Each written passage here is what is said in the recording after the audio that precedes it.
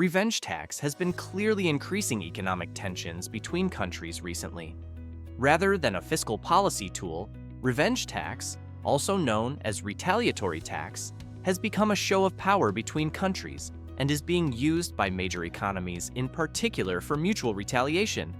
In simple terms, a revenge tax is an extra tax imposed by a country on its trading partner as a retaliatory measure in response to political or economic disputes.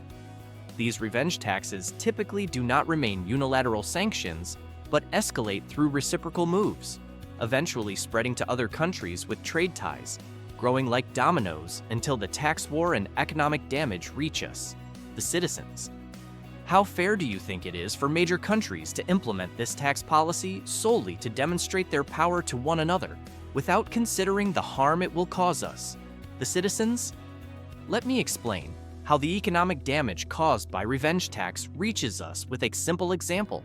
The latest trade tension between major economies occurred between the United States and China. The tariff war between these two global economic giants created economic uncertainty, forcing businesses to restructure their supply chains, which led to rising prices for imported goods and, consequently, inflation. Moreover, the harm suffered by consumers was not limited to the US and China. It had a much more severe impact on third-party countries engaged in trade with these nations. According to experts, the long-term economic effects of revenge tax wars are far from encouraging. Those in the know say that if revenge tax measures continue in this manner, they will slow down economic growth on a global scale and hinder investments.